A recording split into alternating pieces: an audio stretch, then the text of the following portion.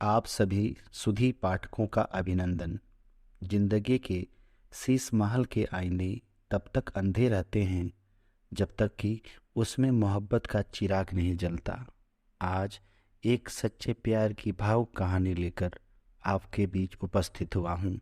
आइए मेरे साथ यात्रा कीजिए। आज राज को खुद पर विश्वास नहीं हुआ। अचानक जब उसने रागिनी को एक घर के बाहर देखा, पहले तो वह सकपकाया, फिर खुशी से उसके मुंह से एक ही शब्द निकला, रागिनी, तुम यहाँ? रागिनी ने कहा, हाँ, यह मेरा ही घर है, पर तुम यहाँ कैसे? बस मैंने भी पड़ोस में एक मकान किराए पर लिया है, अभी 2 दिन पहले ही शिफ्ट हुआ हूँ। रागिनी ने पूछा, किसका मकान है?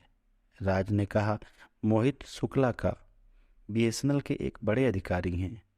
मैं ट्रांसफ़र होकर यहाँ आया तो उन्होंने अपना मकान मुझे रहने को दिया है। अरे, वह तो मेरे पति हैं।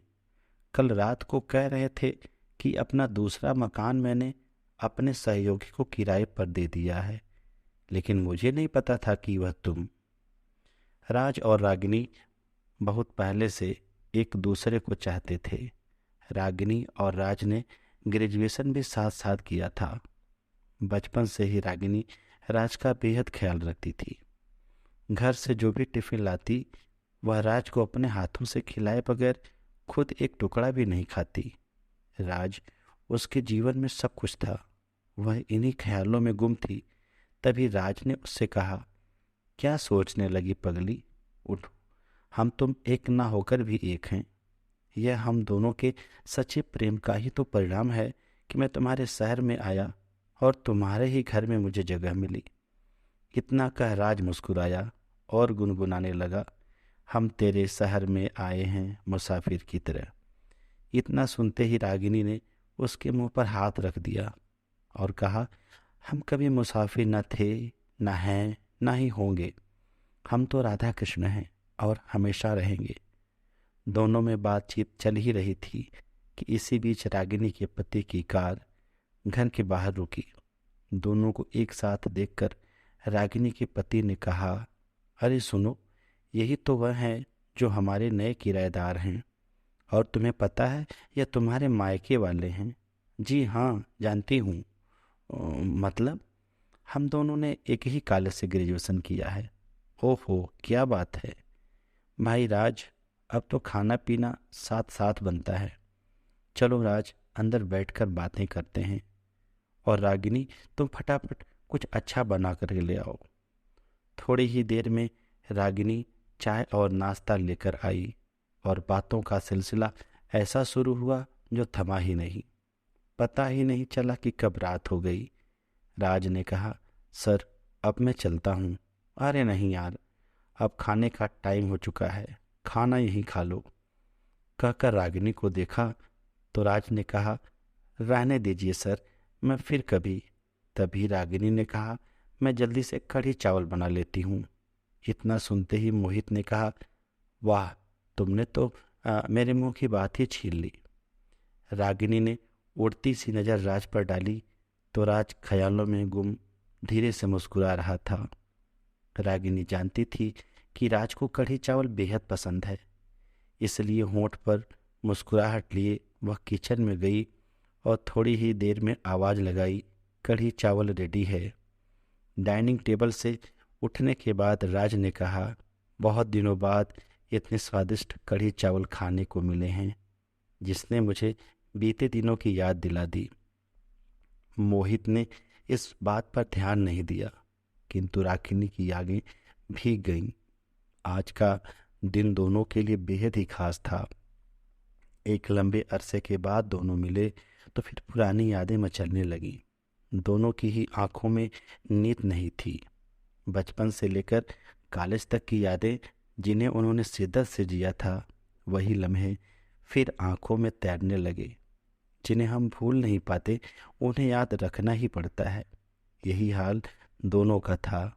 इसे एक इत्तेफाक कहें या तकदीर कि दोनों ने अपने अपने प्रेम को दोस्ती का रूप देकर समझौता कर लिया था। दूसरी सुबह रागिनी के लिए फिर से गुनगुनाती, चहकती सुनहरी किरणों के साथ नई उमंगें ले आई। शादी के 5 साल बाद भी रागिनी मातृत्व सुख से वंचित थी। मोहित काम के सिलसिले में अक्सर टूर पर रहता था। ऐसे में रागिनी को अकेलापन घेर लेता था। अब राज के आने के बाद मोहित निश्चिंत हो गया। उसने हंसकर कहा, राज, अब मेरी गैर मौजूदगी में यह तुम्हारी जिम्मेदारी है कि तुम इसे उदास ना होने दो। जब कभी मोहित टूर पर जाता, राज एक अच्छे दोस्त की भांति रागिनी का ख्याल रखता। एक दिन रागिनी ने कहा, राज, मेरा बहुत मन है कि हम पहले की तरह मोटरसाइकिल पर बैठकर लॉन्ग ड्राइव पर जाएं। राज ने कहा, जो आदेश। और कुछ ही देर में दोनों की बीते लम्हों की खुशबू में हवा में घुल गई। देखते देखते मौसम बदल गया और जोरों की बारिश होने लगी। राज ने बाइक घर की तरफ घुमाई और दोनों बुरी तरह से भीग गए। रागिनी ने राज से कहा, भीतर आ जाओ, ड्रेस चेंज करके गरम अदरक अदरक वाली चाय पी लो। राज ने कहा, इस हालत में कैसे? अरे, मोहित के कपड़े हैं ना, प्लीज, कहकर वह राज का हाथ पकड़कर भीतर ले गई। रागिनी आज बेहद खूबसूरत दिख रही थी। राज कपड़े चेंज कर ही रहा था कि रागिनी पीछे से आकर उससे लिपट गई, यह कहते हुए कि राज, मैं आज भी तुमसे बेहद प्यार करती हूँ। राज ने उसे हौले से सहलाया और कहा, हाँ तो फिर? उसने राज की आंखों में झांक कर कहा। कहकर उसने राज के होठों को चूम लिया।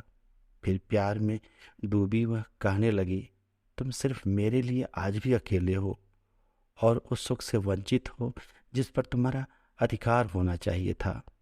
आज मैं सिर्फ एक शाम की पूरी तुम्हारी होना चाहती हूँ। कहकर किसी बेल की भांति वह उससे लिपट गई। राज ने कुछ नहीं कहा। वह हौले हौले उसे सहलाता रहा, पर उसकी आंखों में रुके आंसू आज बरसात की तरह बरस गए, जिसे रागिनी देख नहीं पाई। कुछ ही देर में रागिनी शांत हो गई। यह राज के आंसुओं की शीतलता थी या प्यार का चंदन, जिसने उसे पवित्र प्रेम की पराकाष्ठा पर पहुंचा दिया, जहां कुछ पल के लिए नहीं, जिंदगी भर के लिए उन्हें महकना था। दूसरे दिन जब वह उठी तो उसे एक खत नजर आया। उसने खोला तो उसके हाथ कांप उठे। रागिनी, हमारा स्पर्श हमारे जिस्म की नहीं, रूह की जरूरत है। एक दूजे का एहसास रूह का सुकून है। हमारी खामोशी भी सदा एक दूसरे से बात करती है और हमारा प्रेम हम दोनों की आत्मा का निवास है। मैं इसे कभी मैला नहीं कर सकता। मैं जा रहा हूँ, पर जहाँ भी रहूँगा हमेशा तुम्हारा ही रहूँगा। सदा तुम्हारा, राज। पत्र पढ़ते पढ़ते रागिनी फूट फूट कर रोने लगी। तकदीर ने पहले बिछड़कर मिलाया और आज फिर उसे ने इतना बड़ा बिछोह दे दिया, पर आज वह समझ गई कि प्रेम फिर जीत गया। रागिनी को अपने किए पर बहुत पश्चाताप हो रहा था, लेकिन अब तो राज दूर जा चुका था। साथियों, अगर ये कहानी पसंद आई हो तो इसे लाइक जरूर करें।